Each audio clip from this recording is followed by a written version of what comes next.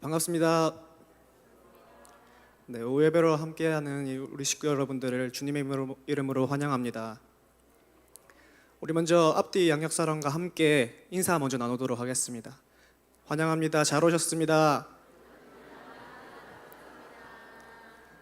다시 한번 이번에는 사랑을 나누겠습니다. 사랑합니다. 네, 찬양할 때도 우리 양옆사랑과 함께 축복하면서 함께 나아가도록 하겠습니다.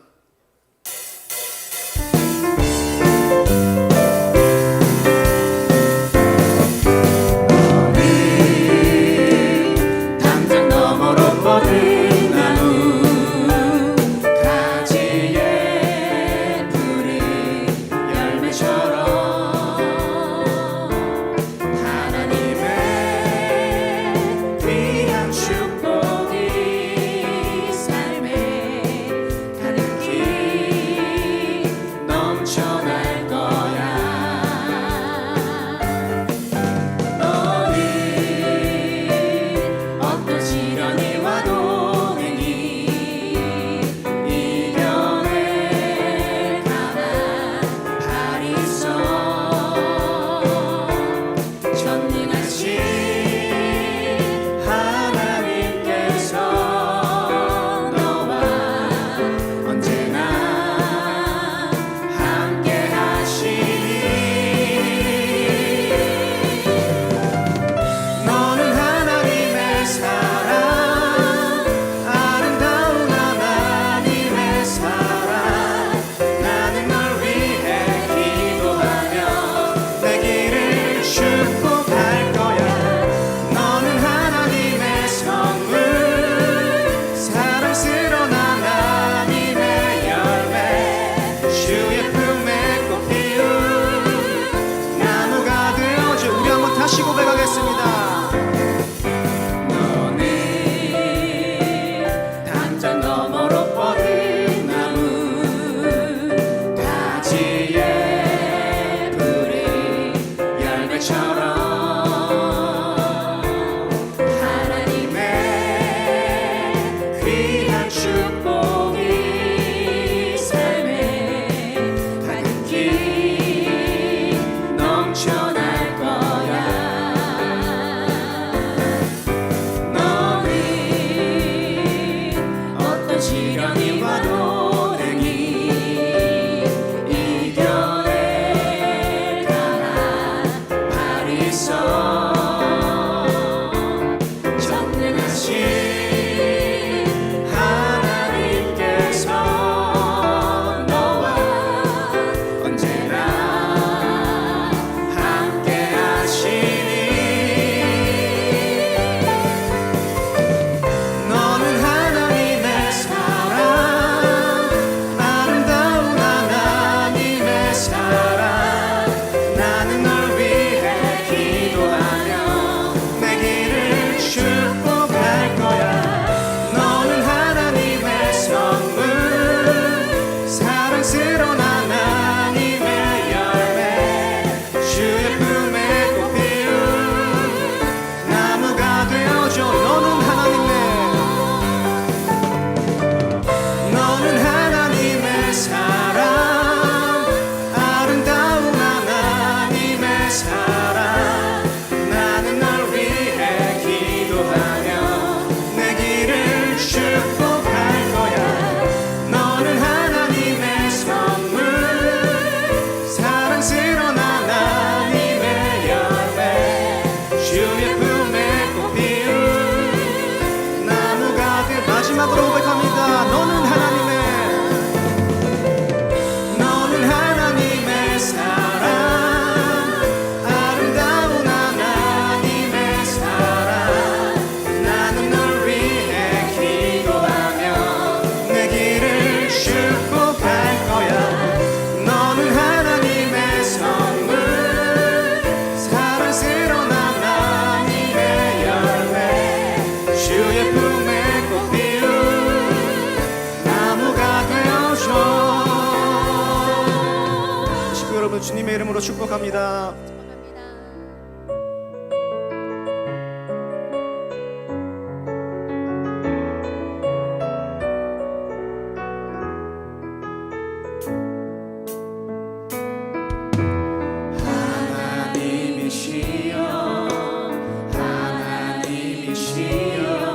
주는 나의 하나님이시로다. 나의 몸과 마음 주를 갈망하며 이제 내가 주께 고백하는 말. 여호와는 나의 힘이요 여호와는 나의 구원이시니 내가 누구를 두려워하리요. 여호와는 생명의 피난처시니 주의 인자가 생명보다 나으로 내 입술이 여호와를 찬양하리. 내 평생에 주를 찬양하며 주의 이름으로 내 손 들리라.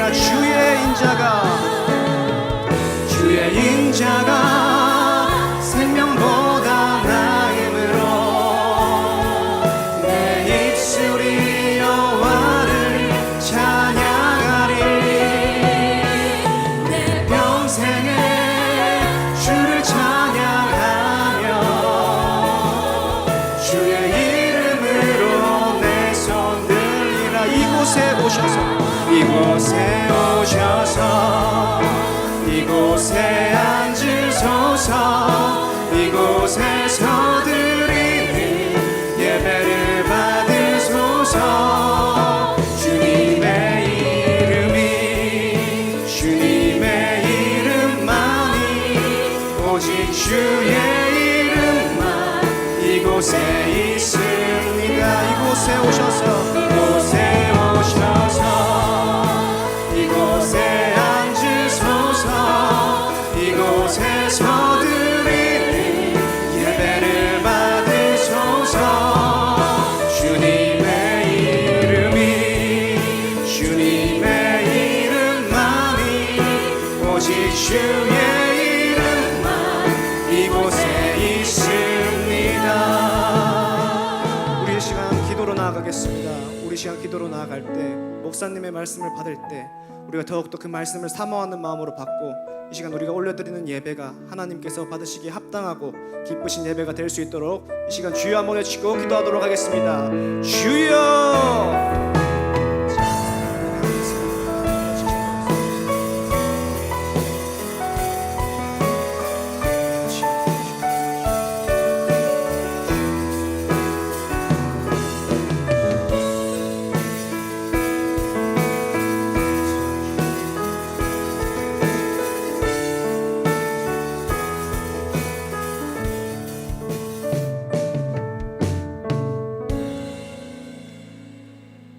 사랑의 주님, 언제나 변함없는 사랑으로 저희와 함께 하시는 하나님 아버지, 저희를 하나님의 자녀로 삼으시고 무덤 위험 속에서도 지켜주심에 감사드립니다. 지난 한 주간을 돌아볼 때 내 생각과 내 뜻을 주장하며 모든 것이 하나님의 도우심과 은혜임을 깨닫지 못하며 감사하지 못하고 살았음을 회개합니다. 하나님, 무덤 속에서도 유치부, 초등부, 중고등부 수련회를 통해 어린 생명들이 예수님을 더욱더 알 수 있는 귀한 시간이 되게 하여 주신 것 감사드립니다. 이번 주와 다음 주를 이어 연부 청년회 수련회를 통하여 환경과 상황을 역전시켜 주시며 길을 열어주시는 주님을 뜨겁게 만나는 시간 될 수 있도록 하나님께서 역사하여 주시옵소서. 하나님, 이 여름에 우리 모두에게 이와 같은 은혜가 필요합니다. 가면 갈수록 하나님의 은혜로 충만한 사람, 기도가 깊어지고 예배가 깊어지고 가면 갈수록 주님 앞에서 헌신이 깊어지는 사람, 이런 영적 정성기가 우리에게 이어지기를 기도합니다. 사상교회를 사랑하시는 하나님, 특별히 우리 교회가 지역사회에 그리스도의 선한 영향력을 끼치는 교회로 회복시켜 주시고 복음 사역을 잘 감당하고 하나님의 사랑과 헌신으로 주님의 뜻을 이루는 교회로 성장할 수 있도록 인도하여 주시옵소서. 사상교회가 복음의 확장을 위하여 무용교회와 유용교회의 비전을 세우는 일에 하나님이 기뻐하시는 믿음의 비전이 건축될 수 있도록 인도하여 주시옵소서. 더운 여름철에 우리 모든 성도들이 믿음을 붙들어 주시옵소서. 영적으로 고갈되지 않도록 새로운 힘과 도전을 주시며 하나님의 말씀을 즐거워하여 주하를 묵상하는 때마다 주님의 뜻깊은 뜻을 알고 깨닫는 우리 성도들 되게 하여 주시옵소서. 이 시간 권진덕 목사님의 말씀을 통하여 살아계신 하나님을 경험하고 성령 충만한 시간 될 수 있도록 마음의 문을 열어 하나님의 은혜와 믿음을 부어 주시옵소서. 오늘 이경준 집사님 찬양을 통하여 하나님께 영광이 되고 성도들에게는 은혜가 되며 저희들은 감사가 있는 예배가 되게 하여 주시옵소서. 지금 이 자리에 함께 하시는 우리 진리와 생명 되시는 살아계신 예수님 이름으로 간절히 기도합니다. 아멘.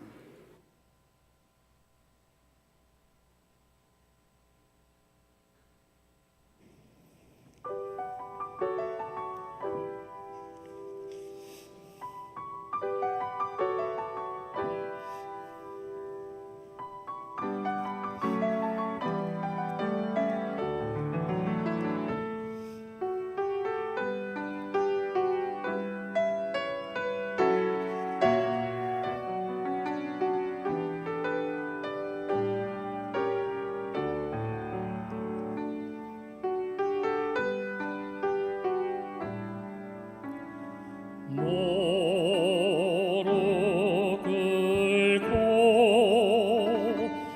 내가 주 앞에 간절히 비우니 아버지의 성령의 능력으로 내 안의 속사람을 강건케 하소서. 주님의 사랑 그 너비와 깊음과 높이를 깨달아 아버지의 모든 충만하신 것으로 우리에게 충만하기를 구하게 하소서. 십자가 사랑 알게 하소서. 나를 만져 강하게 하소서. 은총의 손길로 주 아버지의 은혜가 내게 넘쳐나게 하소서.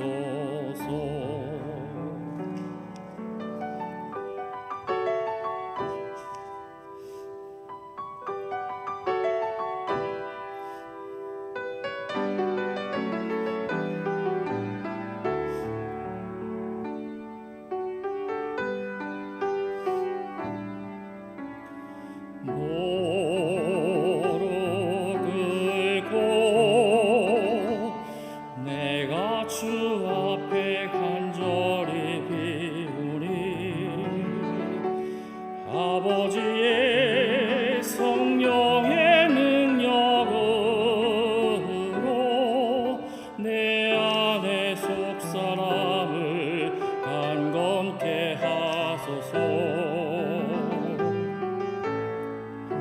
주님의 사랑 그 너비와 깊음과 높이를 깨달아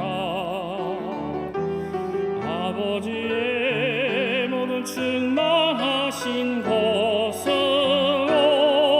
우리에게 충만하기를 구하게 하소서. 십자가 사랑 알게 하소서. 나를 만져 강하게 하소서.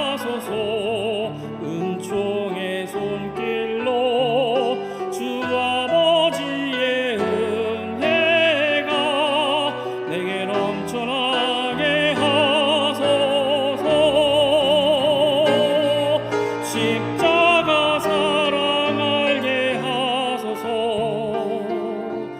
나를 만져 강하게 하소서. 은총의 손길로 주 아버지의 은혜가 내게 넘쳐나게 하소서. 아버지여, 아버지여.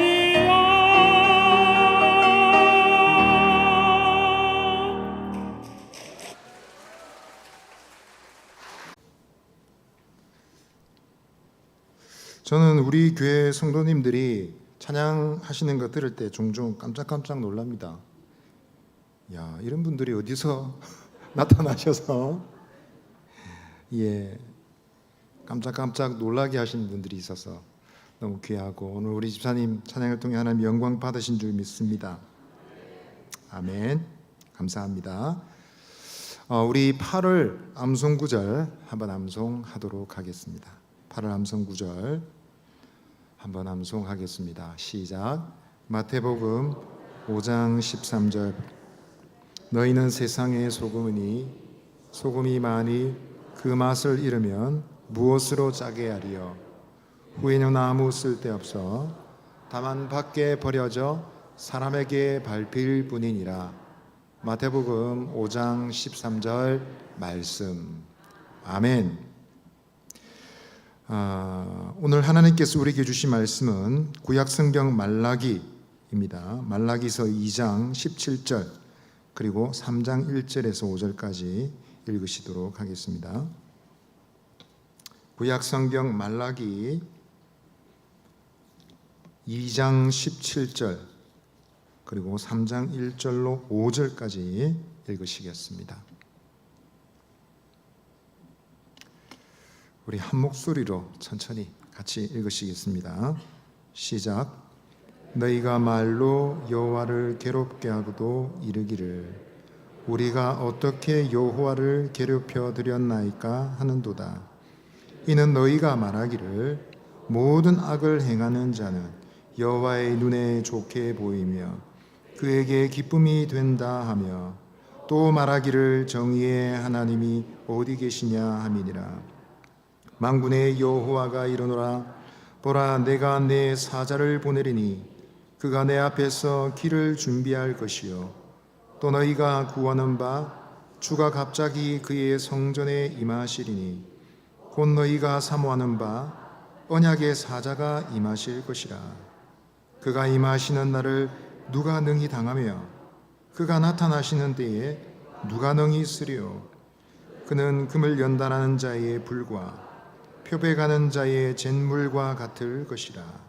그가 은을 연단하여 깨끗하게 하는 자 같이 앉아서 레위 자손을 깨끗하게 하되 금은같이 그들을 연단하리니 그들이 공의로운 제물을 나 여호와께 바칠 것이라. 그때 유다와 예루살렘의 봉헌물이 옛날과 고대와 같이 나 여호와께 기쁨이 되려니와 내가 심판하러 너희에게 임할 것이라.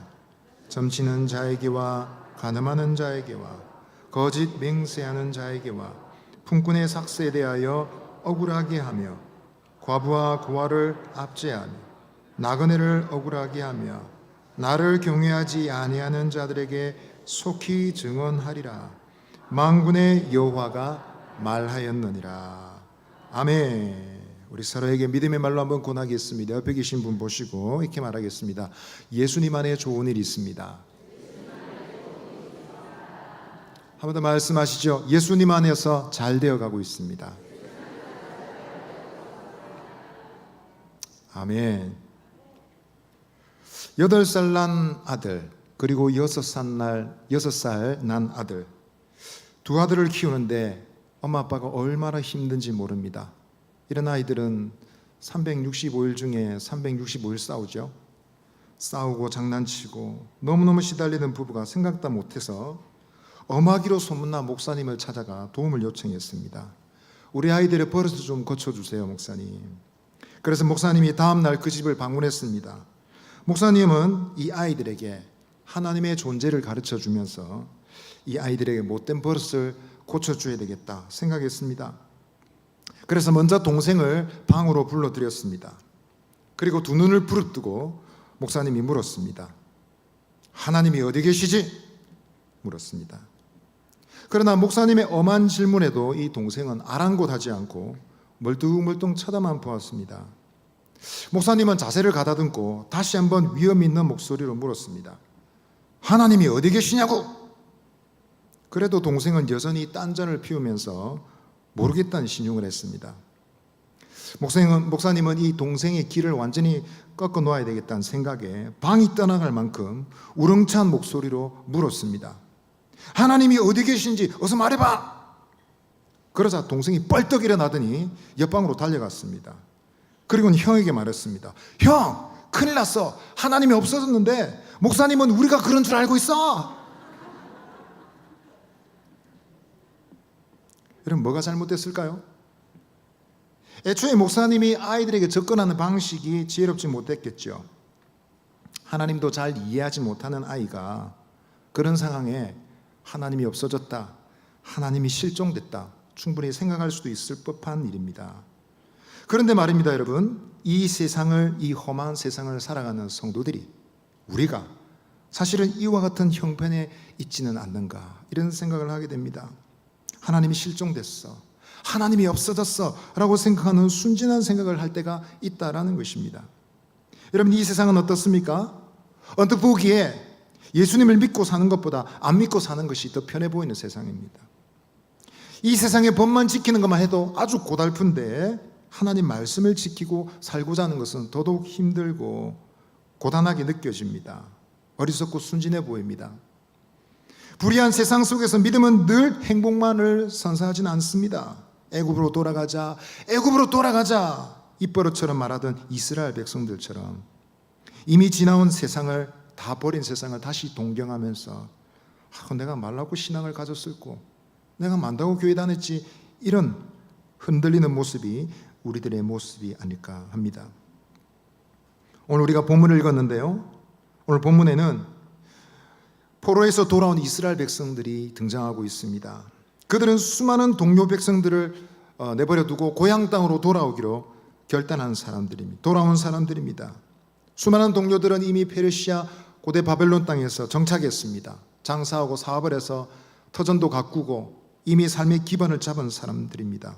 어쩌면 그들도 똑같은 처지에 있을지 모릅니다. 그러나 그들은 신앙심을 가지고 본국으로 돌아가리라. 모든 짐을 다 짊어지고 자기의 고국으로 돌아왔습니다. 돌아와서 성전을 지었습니다. 성벽도 쌓아 올렸습니다. 그러나 그들은 기대했던 이스라엘의 옛 영광, 다윗 시절에, 솔로몬 시절의 그 위대한 영광을 아직 보지 못하고 있습니다. 그러나 더 심각한 것은 아직 그들의 내면에 성전이 아직 완성되지 않았습니다. 건물로 된 성전은 잘 지었지만 그들 마음속에 하나님을 모셔야 될 하나님의 집이 아직 지어지지 않았습니다. 그것이 가장 중요한 일임에도 불구하고 쉽지 않았던 것으로 보입니다. 하나님께서는 이들에게 선지자를 통해서 경고의 말씀을 주십니다. 바벨론에서 잘 살고 있는 백성들, 편안하게 살고 있는 그 사람들에 대해서는 아무 말씀 없으신데, 헌신해서 수고해서 고국 땅으로 돌아와서 남들은 하지 않는 고생을 하는 이 백성들을 향해서 하나님 도리어 경고의 말씀을 주십니다. 이 경고의 말씀은 어떤 의미일까요? 그것은 백성들을 꾸지람하고 미워하셔서가 아니라 오히려 그들을 더 사랑하시고 그들을 포기하지 않았다는 증거일 것입니다. 하나님께서는 경고의 말씀을 그들에게 주심으로 하나님이 마음속에 가지고 계신 그 위대한 비전이 그들을 통해서 이루어지기를 바라셨던 것입니다. 오늘 우리는 이 말씀을 통해서 기독 신앙을 가지고 있는 성도가 불의한 세상을 살아갈 때 어떻게 해야 할지, 어떻게 믿음을 가지고 승리할 수 있을지 우리는 교훈을 찾아볼 수 있겠습니다. 오늘 본문을 가지고 저는 두 가지 교훈을 나누겠습니다. 그리고 두 번째 대지에는 덩어리 3개의 메시지가 있습니다. 첫 번째로 한번 따라 하시겠습니다. 성도는 믿음의 말로서 깨어 있어야 합니다. 오늘 17절 말씀을 다시 한번 읽어보겠습니다. 시작. 너희가 말로 여호와를 괴롭게 하고도 이르기를 우리가 어떻게 여호와를 괴롭혀 드렸나이까 하는도다. 이는 너희가 말하기를 모든 악을 행하는 자는 여호와의 눈에 좋게 보이며 그에게 기쁨이 된다 하며 또 말하기를 정의의 하나님이 어디 계시냐 함이니라. 아멘. 17절 말씀은 하나님을 괴롭히는 인간의 말이 있다라고 말하고 있습니다. 여기서 하나님을 괴롭게 한다는 것은 지치게 한다, 피곤하게 한다 이런 뜻을 가지고 있습니다. 사람이 하는 어떤 말이 하나님께 굉장히 힘이 들고 무거운 짐처럼 지치고 피곤하게 만드는 말이 있다라는 것입니다. 여러분, 하나님 어떤 분이십니까? 천지의 주제이신 하나님, 온 천지를 지으시고 운행하시는 그 하나님이 사람의 말에 그렇게 사사건건 연연해 하시는 분일까요? 그러나 분명히 오늘 말씀을 통해서 우리는 세상 모든 사람은 아니라 할지라도 적어도 하나님의 백성이라고 하는, 하나님이 택하신 백성들이라고 하는 그들의 말에 굉장히 주의를 기울이시고 말 한마디 한마디에 귀를 기울이시는 분이라는 사실을 알게 됩니다. 하나님께서 문제를 삼으시는 백성들의 말은 무엇입니까? 오늘 본문의 말씀대로 모든 악을 행하는 자는 여호와의 눈에 좋게 보이며 그에게 기쁨이 된다. 정의의 하나님이 어디 계시냐? 여러분, 하나님 백성들이 어떻게 이런 말을 할 수 있을까? 이것은 쉽게 말하면 교회에 다니는 성도가 말합니다. 이 세상에서 죄를 짓던 남에게 피해를 주든 말았든 간에 세상에 돈 벌고 성공하는 것이 최고야. 그게 하나님이 기뻐하신 일인 것 같은데 차라리. 그러면서 말합니다. 하나님, 감찰하신 하나님, 정의의 하나님, 그런 하나님이 어디 있냔 말이야 라고 말하고 있는 것과도 같습니다. 어떻게 하나님 백성들이 이런 말을 할 수 있을까요? 어떻게 하나님 백성들이 이 지경이 되었을까요?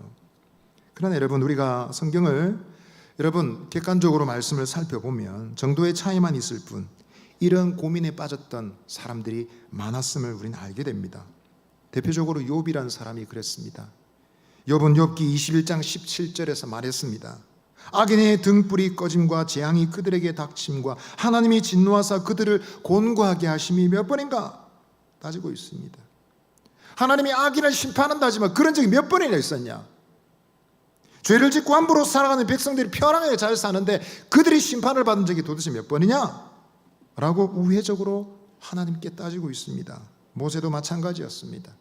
출애굽기 5장에서 말합니다. 하나님, 제가 모세에게 가서 바로에게 가서 하나님 말씀을 전해도 그가 듣지도 않습니다. 제가 하나님 말씀을 전한 이유로 이 백성들을 더 학대합니다. 주님께서도 그들을 구원하지 않고 계시네요 했습니다. 시편 73편 시인은 말합니다. 내가 악인의 형통을 보고 오만한 자를 질투하였다. 그들은 죽을 때도 고통이 없고 그 힘이 강건하였다라고 불평하고 있습니다. 이런 불평에서 우리는 하박국 선지자를 잊을 수가 없죠. 하박국 선지자는 하나님께 직접 따졌습니다. 주님, 주께서는 눈이 정결하셔서 악을 참아 보지 못하시는데 어째서 거짓된 자들을 방관하시고 악인이 자기보다 의로운 사람들을 삼키는데도 가만히 계십니까? 라고 따졌습니다. 예레미야도 마찬가지입니다. 예레미야 12장에서 악한 자의 길이 형통하며 반역한 자가 다 형통하면 어찌됨입니까? 라고 따졌습니다. 믿음이 좋은 사람들도 굉장히 힘든 것이 있었습니다. 제일 이해하기 힘든 것이 악인의 형통함이었습니다. 죄를 짓는 자들은 잘 살고 아무런 문제 없이 지내는데 이 사실과 하나님은 정의의 하나님이시다, 공의의 하나님이시다라는 고백과 연결하는 것이 제일 힘들었습니다. 여러분, 이것은 오늘도 마찬가지지 않습니까? 이런 현실을 볼 때, 이런 어려움을 볼 때 의심이 일어나는 것은 당연합니다. 하나님 진짜 계신 건 맞을까? 하나님이 온 천지를 주관하신다는데 그게 맞을까? 이런 의심이 듭니다. 그런데 여러분, 제가 드리는 말씀은 의심 자체는 죄가 아닙니다.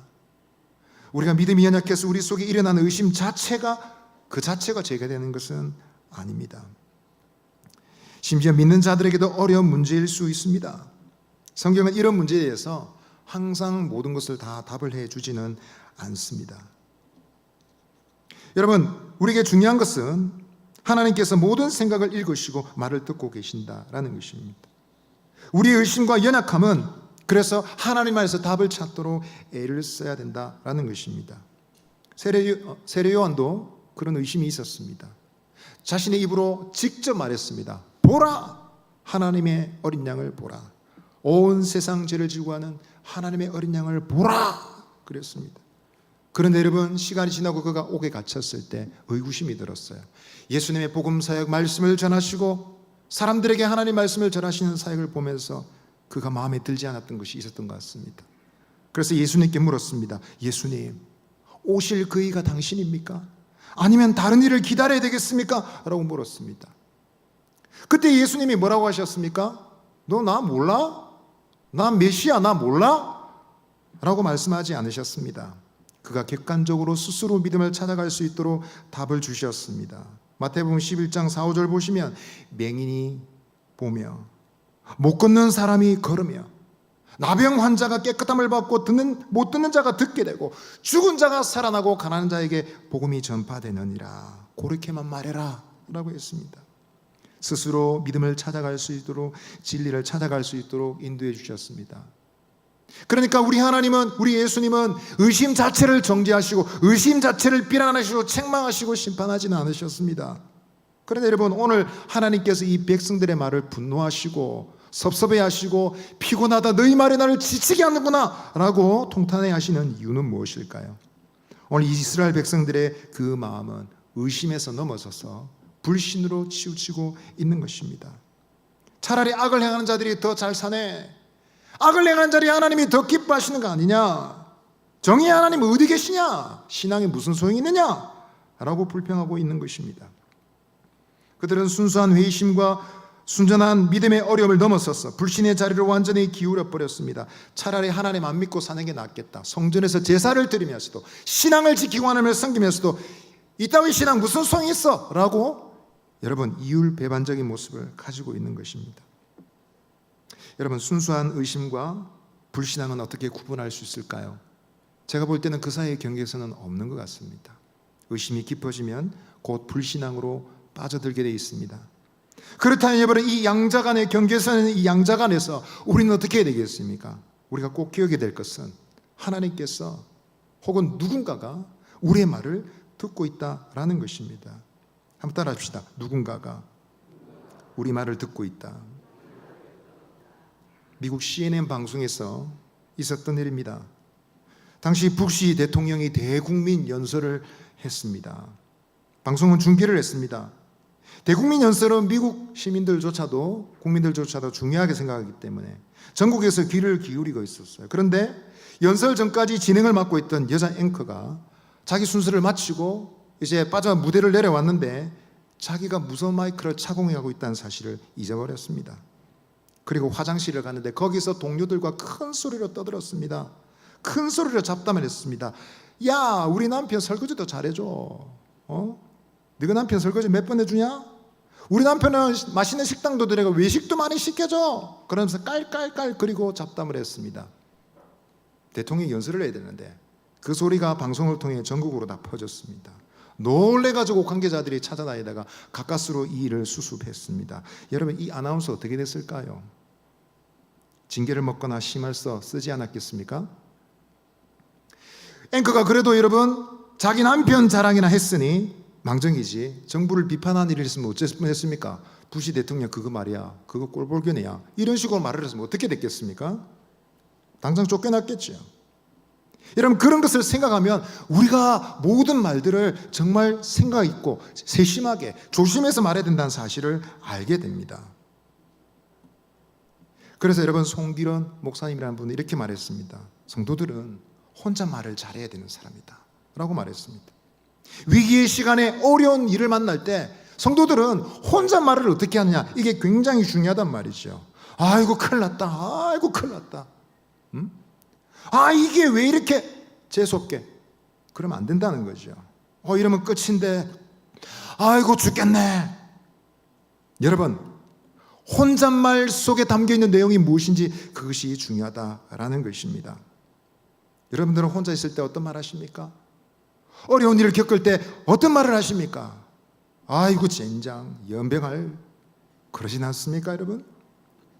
그 말은 우리에게도 중요하고 누군가를 듣고 있는 하나님에게도 중요한 것입니다. 한번 따라합시다. 낱말은 새가 듣고 반말은 쥐가 듣고 모든 말은 하나님이 듣고 계십니다. 네. 낮에도 듣는 존재가 있고요, 밤에도 듣는 존재가 있고요. 밤낮 다 듣고 계시는 우리의 영혼의 소리를 듣고 계신 분이 있습니다. 여러분, 믿음의 식구 여러분, 항상 우리의 말이 하나님 앞에 있다는 사실을 잊지 마시고 투명하고 깨끗하고 공평하게 말할 수 있게 되기를 바랍니다. 우리 공동체에 있다 보면 여러분, 말이란 비밀이 없습니다. 한쪽 구석에서 한 말이 다 돕니다. 얼마나 속도가 빠른지 모르겠습니다. 저는 깜짝 놀란 적이 있습니다. 하루 만에 정말 깜짝 놀랐어요. 그래서 여러분, 여기 가서 이 말하고 저기 가서 저 말하면 곤란합니다. 다 알게 됩니다. 아, 저 사람이 저렇게 말하는구나, 저 사람이 저런 인격이었구나, 알게 됩니다. 그걸 왜 모르신지 모르겠습니다. 모든 말은 하나님이 다 듣고 계십니다. 믿으십니까? 여기 있으나 하나님 찬양합니다. 하나님 살아계십니다. 저쪽에 돌아가서 교회 당장 때려쳐야지, 이러면 안 됩니다. 여러분, 그런 심정이 들 때라도 아이고 아버지 저를 좀 도와주십시오. 주님 어디 계십니까? 저를 좀 도와주십시오. 솔직하게 얘기하십시오. 하나님, 제가 의심이 일어납니다. 하나님 안 계신 것 같습니다. 주님 어디 계십니까? 그렇게라도 말씀하십시오. 우리의 말이 항상 하나님 앞에 있을 때 우리는 이 불의한 세상 속에 믿음이 없고 패역한 세상 속에서 믿음으로 승리하게 될 줄 믿습니다. 아멘. 우리 옆에 계신 분에게 이렇게 말하겠습니다. 항상 믿음으로 말합시다.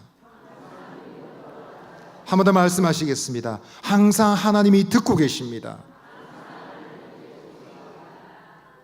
불의한 세상 속에서 성도는 어떻게 살아야 될까요? 두 번째 하나 따라하겠습니다. 성도는 하나님의 나를 바라보아야 합니다. 아멘. 불의한 세상 속에서 믿음을 잃어가고 의심의 뒷걸음을 치고 있는 하나님 백성들을 향해서 답답해하면서 너희 오늘 당장 끝이야, 집 나가 라고 말씀하지 않으셨습니다. 그들을 향해서 하나님 대책을 세우셔야죠. 그들의 불신앙과 그들의 연약한 믿음을 고치시기 위해서, 옳은 길로 인도하시기 위해서 하나님께 대책이 필요합니다. 하나님 어떤 대책을 세우셨습니까? 그것은 바로 하나님이 작정하신 날, 여호와의 날, 여호와의 때가 있다라는 것입니다. 오늘 여러분, 그때는 어떤 때일까요? 오늘 3장 1절 말씀 다시 한번 읽어보겠습니다. 시작. 만군의 여호와가 이르노라. 보라, 내가 네 사자를 보내리니 그가 내 앞에서 길을 준비할 것이요, 또 너희가 구하는 바 주가 갑자기 그의 성전에 임하리니 곧 너희가 사모하는 바 언약의 사자가 임하실 것이라. 아멘. 하나님이 작정하신 때, 하나님의 날, 그날은 어떤 날입니까? 그날은 언약의 사자를 보내시는 날입니다. 오늘 3장 1절에는 세 종류 이름이 등장합니다. 첫 번째는 누구입니까? 나의 사자이지요. 3장은 주어가 1인칭으로 바뀝니다. 2장까지는 3인칭으로 얘기해서 그가 여호와가 얘기하다가 3장에서는 갑자기 내가 라고 말씀하십니다. 하나님이 직접 개입하셔서 직접 말씀하시는 것입니다. 내가 나의 사자를 보내리라, 내 사자를 보내리라 말씀하시는데, 나의 사자, 히브리어를 읽으면 말라키입니다. 말라키. 그러니까 이 선지서의 제목과 똑같죠? 말라기 선지자. 내가 내 사자를 보내리라. 그러면 말라기 선지자가 이 예언의 말씀의 응답일까요? 저는 제가 볼 땐 그렇지 않습니다. 하나님께서 지금 말라기 선지자를 말하는 것이 아니라 그의 이름을 사용하셔서, 그의 고유한 이름을 사용하셔서 지금 메시지를 주고 계신 것입니다. 이 말라기 선지자가 이름이 나의 사자란 뜻과 같이 정말 나의 사자가 되는 실체가 있는데 그를 보내리라. 그가 내 앞에서 길을 예배하리라 말했습니다. 그리고 여러분, 두 번째, 세 번째 등장한 이름은 무엇입니까? 너희가 구하는 바 주라고 했습니다. 너희가 구하는 바 주. 그리고 세 번째는 무엇입니까? 너희가 사모하는 바 언약의 사자. 주와 언약의 사자, 그 사이에 또라는 말로 연결되어 있습니다. 병렬로 연결했기 때문에 이 두 이름은 같은 인물로 이해됩니다. 자, 여러분, 이들은 누구일까요? 나의 사자는 누구입니까? 사모하는 언약의 사자는 누구입니까? 신약 성경은 이에 대해서 세례 요한을 소개하고 있습니다. 그가 주님이 오실 길을 미리 예배하고 앞서서 주님이 오실 길을 예배하라 라고 메시지를 선언했다 라고 기록하고 있습니다. 그리고 요한은 뭐라고 했습니까? 마태복음 3장 11절 보시면 그 뒤에 오시는 분을 얘기하고 있죠. 나는 물로 세례를 주거니와 내 뒤에 오시는 분은 성령과 불로 세례를 주리라. 그는 손에 키를 들고 타작마당을 내리칠 것이다. 알곡은 곡간에 들이고 쭉정이는 꺼지지 않는 불에 던지시리라. 여러분, 예언했습니다. 이렇게 말을 했습니다. 이와 같은 성취에 대해서 오늘 2절 말씀은 이렇게 선포하죠. 말라기 3장 2절 보시면 그가 임하시는 날을 누가 능히 당하며 그가 나타나는 때에 누가 능히 서리요. 그는 금을 연단한 자의 불과 표백하는 자의 잿물과 같을 것이라 했습니다. 하나님 보내실 나의 언약의 사자, 내가 보낼 언약의 사자, 너희가 사모하는 주, 그는 무엇을 할 것입니까? 불을 가지고 올 것인데 이 불이란 것은 헛된 것을 소멸하고 금을 연단하고 은을 연단하는 불이다. 그리고 그는 또한 잿물과 같을 것인데, 소위 말하면 비눗물과 같을 것인데 더러운 빨랫감을 씻는 역할을 할 것이다 라는 것입니다. 하나님이 보내실 언약의 사자, 백성들이 사모하는 주를 보내셔서 그를 통해서 백성들의 마음에 헛된 것을 불태우시고 더러운 때를 씻어내실 것이다 라는 것입니다. 이것은 우리가 잘 아는 대로 하나님이 독생자 예수 그리스도를 보내셔서 성령을 부으시고 성령의 사역으로 죄를 씻는 사역으로 말미암아 진정한 그 백성들의 영혼의 정결함을 얻게 된다는 약속입니다. 이 백성들의 불신앙의 말, 믿음 없는 말, 실망과 좌절의 심령을 돌이키시기 위해서 하나님이 약속하신 방법은 내가 내 언약의 사자를 보내리라, 나의 택한 자를 보내리라, 너희가 구하는 그 사모하는 주를 보내리라 약속하고 계셨습니다. 이것은 여러분 말라기 선지자에게만 주신 것이 아니라 우리가 성경 전반을 읽어보면 모세에게도, 다윗에게도, 이사야에게도, 예레미야에게도 약속하신 하나님의 방법이었습니다. 하나님의 특별한 자, 즉 하나님이 직접 개입하셔서 또 다른 선지자를 보내는 것이 아니라 모세를 보내도 안 되고 이사야, 예레미야를 보내도 안 되고 말라기 선지자를 보내도 안 되면 또 다른 더 강력한 선지자를 보내는 것이 아니라 하나님이 직접 개입하시는 것입니다. 내가 내 아들을 보내리라. 하나님이 직접 나서시겠다는 말씀입니다. 믿음이 쉽고 여러분, 우리가 불의한 세상을 볼수록 더욱더 우리의 마음속에 확신해야 될 것은 하나님은 여전히 그 아들 예수 그리스도를 통해서 역사하고 계신다라는 것입니다. 믿음이 부족한 인생에게 필요한 능력은 바로 예수님의 능력입니다. 그 이름은 하나님의 방편이었습니다. 죄인들을 교훈하시고 돌이키실 하나님의 최후의 수단, 바로 예수 그리스도입니다. 그 예수 그리스도를 통해 성령을 부어주시고 부정한 마음을 돌이키시는 분이 우리 하나님이십니다. 아멘. 한번 따라 하십시다. 예수마저도 안 되면 그 다음은 없습니다. 예수님이 최후의 수단입니다. 하나님이 세상을 돌이키시고 생명을 주시기 위한 하나님의 최후의 수단입니다. 그래서 우리는 이렇게 고백할 수 있죠. 주 예수 내 맘에 들어와 계시는 변하여 새 사람 되고 내가 늘 바라던 참빛을 찾음도 주 예수 내 맘에 오신 주 예수 내 맘에 오신 주 예수 내 맘에 오신 물밀듯 내 맘에 기쁨이 넘치는 주 예수 내 맘에 오신. 할렐루야. 네, 이경준 집사님 불러주셔야 되는데 제가 불렀습니다. 인간의 노력은 가상하지만 완전하지 않습니다. 참 믿음과 변화는 오직 주 예수의 임재하심 속에 있습니다. 이것이 하나님의 방법인 것을 우리는 꼭 기억해야 되겠습니다. 믿지 않는 심령에도, 믿음이 연약해진 우리의 심령에도 우리가 불신을 이기고 신앙으로 승리하기 위해서 꼭 필요한 것은 예수님을 붙잡는 것입니다. 하나님이 약속하신 날은 어떤 날입니까? 그날은 참 예배가 회복되는 날입니다. 말라기 3장 3절 4절 같이 다시 읽어보시겠습니다. 시작. 그가 은을 연단하여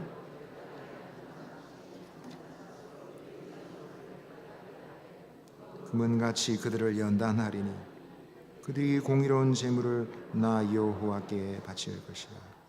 그때 유다와 예루살렘의 봉헌물이 옛날과 고대와 같이 나 여호와께 기쁨이 되려니와. 언약의 사자 하나님이 택하신 주를 보내실 때 일어날 일은 레위인들, 즉 하나님을 가까이 섬기는 종들의 변화입니다. 여러 가지 이유가 있었겠지만 그들은 제사를 뒷전으로 밀려나 버렸습니다. 뒷전으로 밀려나 버린 예배를 마침내 회복하게 될 것입니다. 눈먼 것 저는 것을 갖다 바치면서 뻔뻔하게 우리가 어떻게 주를 더럽게 했습니까? 말하는 그 화이 맞은 양심이 변화될 것입니다. 하나님 나라의 회복은 그러니까 예배의 회복, 하나님을 가까이 섬기는 예배를 드리는 예배자의 심령의 회복을 통해 임하신다는 사실을 우리는 기억해야 되겠습니다. 예수님은 그 일을 하셨습니다. 예수님이 성전에 들어가실 때 돈 바꾸는 자들, 비둘기 파는 자들의 상을 엎어버리셨습니다. 가축들을 쫓아내셨습니다. 진노하셨습니다. 부자들이 헌금 앞에서 요란한 소리를 내면서 동전을 쫙 쏟아부을 때 주님은 차라리 저 구석에 있는 두렙돈 였는 여인을 칭찬하셨습니다. 이 많은 사람들보다 저 과부가, 저 여인이 제일 많이 헌금했다라고 칭찬하셨습니다. 예물을 드리기 전에 원망받을 만한 일이 있으면 당장 멈추고 가서 먼저 화해해라 라고 말씀하신 분이 우리 예수님입니다. 이와 같은 교훈을 통해서 참으로 하나님께 어울리는 예물이란 어떤 것인지 명확하게 알게 되는 것입니다. 주님이 회복시키실 봉헌물이란 어떤 것일까요? 탐욕과 교만을 버리고 미움과 다툼을 버리고 겸손히 하나님께로 나아가는 예배입니다. 순전한 예배, 깨끗한 심령의 예배, 애통하는 심령의 예배, 이것은 그리스도를 만난 인생들이 실행하는 예배의 특징입니다. 한국교회 초대교회에서 우리는 이미 그런 이야기를 잘 알고 있습니다. 영적 부흥이 일어날 때 참 믿음이 그들에게 임하여 회개 운동이 불꽃처럼 일어났습니다. 성도들이 누가 시키지도 않았는데 공개적으로 자기의 죄를 자복하는 일이 일어났습니다. 거기서 모든 사람들이 듣는 자리에서 말합니다. 교회 지도자가 솔직하게 얘기합니다. 제가 사실은 우리 교회를 지도하는 선교사님 미워했습니다. 제가 헌금을 갈취했습니다. 그들을 뒤에서 비방한 일도 있습니다. 고백했습니다. 그러자 본물 터지듯이 성도들이 줄을 이어서 자기의 죄를 고백했습니다. 저는 제 친구의 돈을, 친구가 죽으면서 아내를 그 양육하고 돌봐주라고 맡겼던 돈을 제가 갈취했습니다 라고 자백하기도 했습니다. 이때의 상황을 기록했던 윌리엄 베어드 선교사 부인은 이렇게 증언 기록을 남겨놓았습니다. 그들이 쏘아나온 자백은 충격적이었다. 마치 지옥이 발칵 뒤집힌 것 같았다. 살인, 간음, 온갖 더럽고 추한 행위들에서 시작해서 방화, 술주정, 도둑질, 강탈, 거짓말은 물론이고 시기질투, 멸시와 미움 등 별의별 죄들이 낱낱이 털어놓았다. 듣고 있던 사람들도 겁에 질릴 정도였다. 사람의 힘으로는 도저히 끄집어낼 수 없는 고백들이었다. 선교사가 시킨 게 아닙니다. 여러분, 조선 사람들 기도할 때 죄를 다 고백하세요 이런 말 하지 않았습니다. 그런데 여러분, 나서서 내 죄는 이것입니다, 나는 이렇게 더러운 놈입니다 고백했습니다. 한국에 최초로 발을 디뎠다가 순교의 제물이 된 토마스 선교사의 목을 친 작자 박충권이라는 사람이 회개하고 주께로 돌아온 것도 이 시기의 일입니다. 이 당시에는 일본 순사들이 예배 모임에 들어와서 뒤에서 지키고 있었습니다. 죄를 자복하는 모습을 보고 있다가 죄를 딱 걸릴 만한 혐의가 있는 사람들을 잡아갔습니다. 그럼에도 불구하고 사람들은 자신의 죄를 다 드러냈습니다. 뿐만 아니라 선교사들이 언급하지 않는 죄목들, 한국의 토속적 문화 속에 있는 애매한 관행들도 다 죄라고 했습니다. 흡연을 한다든지, 첩을 둔다든지, 노비를 둔다든지, 조상에게 제사를 드린다든지, 미신적인 행위들까지 모두가 다 우리가 죄입니다, 이건 죄입니다 라고 말하면서 한국교회의 깨끗한 윤리관이 정립되는 계기가 되었다라는 것입니다. 믿음의 식구 여러분, 하나님의 기대와 소망은 매우 크고 거룩합니다. 하나님의 백성들이 마땅히 드릴 거룩한 예배의 회복을 위하여 하나님께서는 말라기 시대에도, 그리고 예수님 시대와 교회사 시대의 수많은 시간 속에서도, 그리고 지금도 하나님은 일하고 계신 줄 믿습니다. 하나님께 드리는 그 봉헌물이 깨끗하고 정결한 것이 되기 위해서 오늘도 하나님께서는 우리의 심령을 도전하고 계십니다. 할렐루야. 깨끗한 봉헌물, 정결한 예배로 주님을 영화롭게 하는 저 여러분 되시기를 바랍니다. 하나님이 작정하신 때 여호와의 날은 어떤 날입니까? 그날은 하나님의 심판이 시행되는 날입니다. 오늘 3장 5절 말씀 읽도록 하겠습니다. 시작.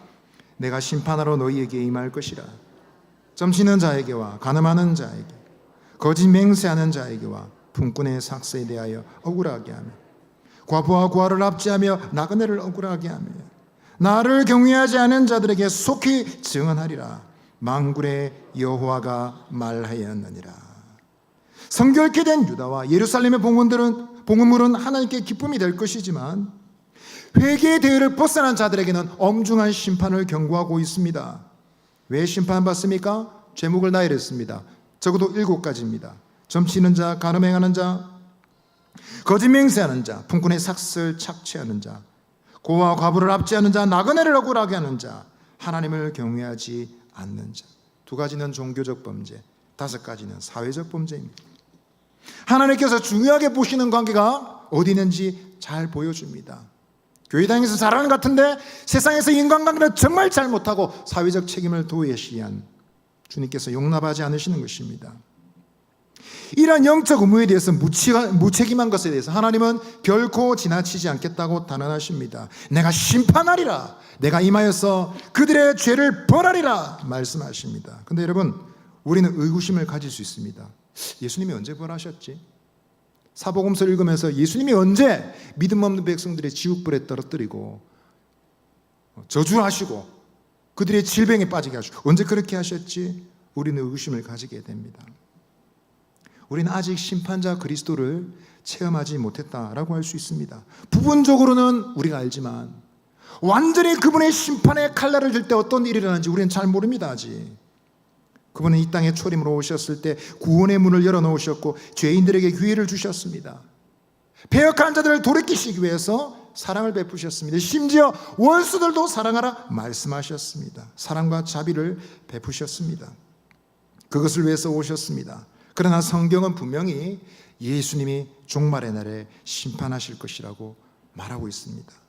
요한계시록 6장 15절 17절 보시면 땅의 임금들, 왕족들과 장군들과 부자들과 강한 자들과 모든 정과 자연이 굴과 산들의 바위 틈에 숨어 산들과 바위에게 말하되 우리 위에 떨어져 보좌에 앉으시니의 얼굴에서와 그 어린 양의 진노에서 우리를 가리라. 그들의 진노의 큰 날이 이르렀으니 누가 능히 서려 하더라 했습니다. 여러분, 지금 선지자는 죄인을 정결하게 하시는 일과 회개치 않는 자를 심판하시는 언약의 사자일을 동시적으로 보고 있습니다. 그러나 우리는 시간적 순서로 이해하고 있죠. 처음에 이 땅에 오신 예수님, 사랑의 복음을 전하신 분이십니다.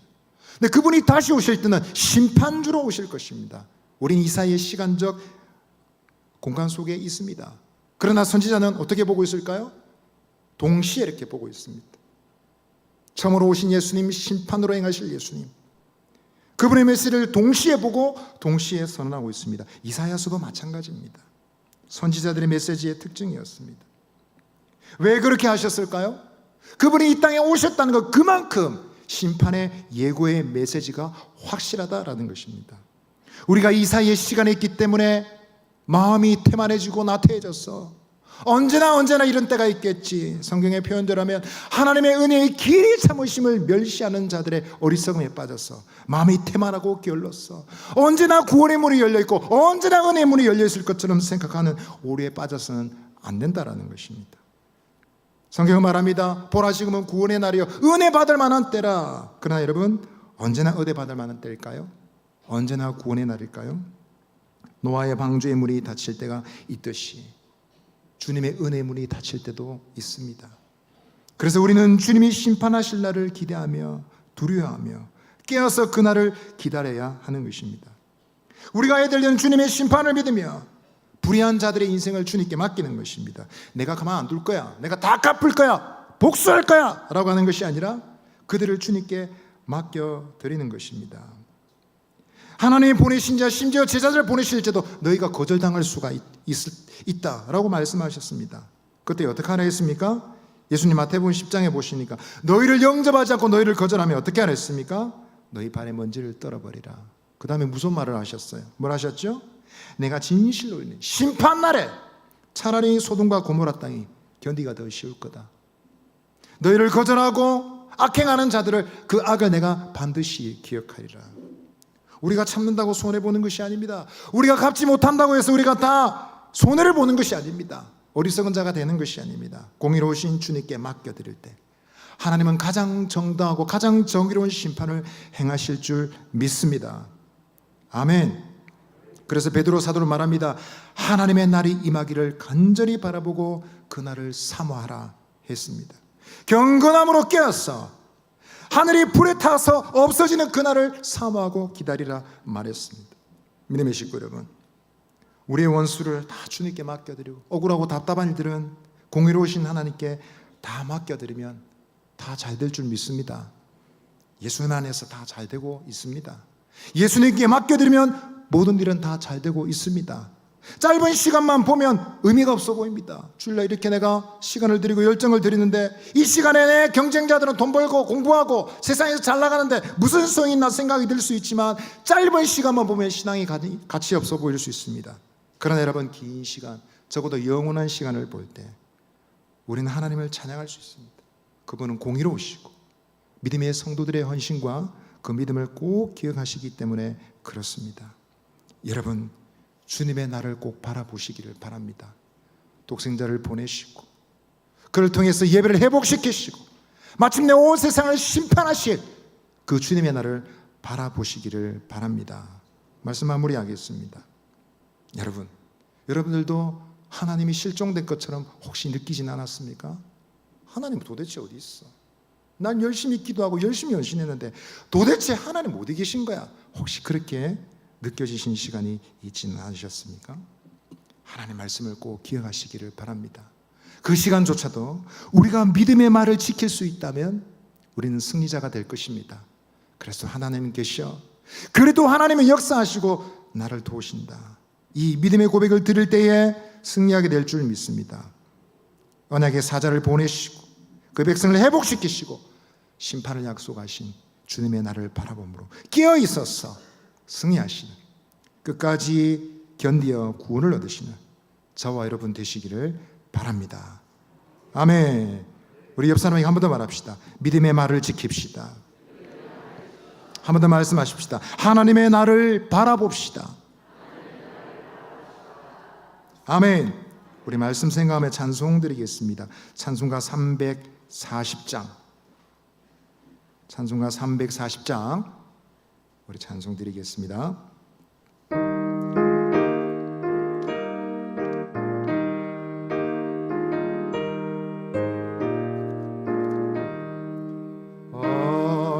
어지러운 세상 중에 기쁜 소리 들리네. 예수 말씀하시기를 믿는 자여 따르라. 세상 헛된 신과 영광 모두 내어버렸네. 예수 진이 하신 말씀 날도 위여겨라. 기쁜 때나 슬픈 때나 바쁜 때나 끝날 때 예수 진이 하신 말씀 날도 위여겨라. 주님 크신 은혜로서 부름 듣게 하시고 복종하는 마음을 주사 따라가게 하소서. 이 시간 우리 한번 두 손을 모으고 마음을 한번 기도하시겠습니다. 하나님, 아무리 어려워도 하나님 어지러운 세상 중에서도 믿음의 말을 지키겠습니다. 신앙 가치 없고 하나님이 어디 계시냐 불신의 말들을 다 십자가에 못 박고 하나님은 살아계시고 모든 일들은 주 안에서 다 잘 되어가고 있다 믿음으로 고백하며 승리하기를 원합니다. 주님의 나를 바라보게 하옵소서. 내 마음에 예수 그리스도 보내어주신 주님, 나의 영혼을 정결케 하시고 마침내 온 세상을 심판하실 때 주님 의롭다 인정받으시는 하나님, 주님께서 의롭다 칭찬하시는 그 같은 믿음 신앙 되기를 원합니다. 하나님 아버지여, 성도의 믿음을 지켜 끝까지 견디어 구원을 얻는 자 되게 하여 주옵소서. 우리 교회가 되게 하여 주옵소서. 우리 주여 한번 외치시고 기도하며 나아가겠습니다. 주여, 하나님 아버지 감사드립니다. 하나님 아버지여, 하나님이 어디 계시냐? 정의의 하나님이 어디 계시냐? 온갖 불신앙의 말들이 난무하는 이 배악한 시대 가운데 우리에게 믿음을 주옵소서. 의심이 일어나 우리의 심령에 곤고할 때 주님을 바라보게 하여 주옵소서. 살아계신 하나님, 믿는 자의 그 믿음을 아시고 복주시는 주님 찬양합니다. 온 세상을 주관하시고 통치하시는 주님, 주님을 믿는 믿음을 주옵소서. 주님의 나를 바라보게 하옵소서. 이미 예수 그리스도 보내어 주시고 우리의 심령에 새로운 삶을 허락하여 주셨나이다. 마침내 온 세상 심판하실 때 아버지 하나님 부끄럽지 않는 믿음 되기를 원합니다. 주님이 복주시고 인정하시는 귀한 믿음을 가진 우리 온 성도들이 되게 하여 주옵소서.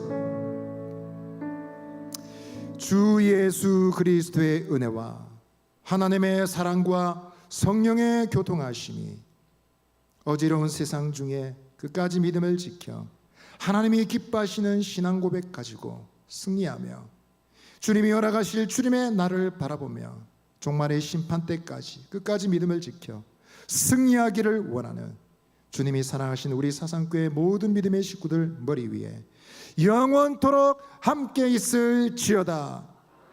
아멘.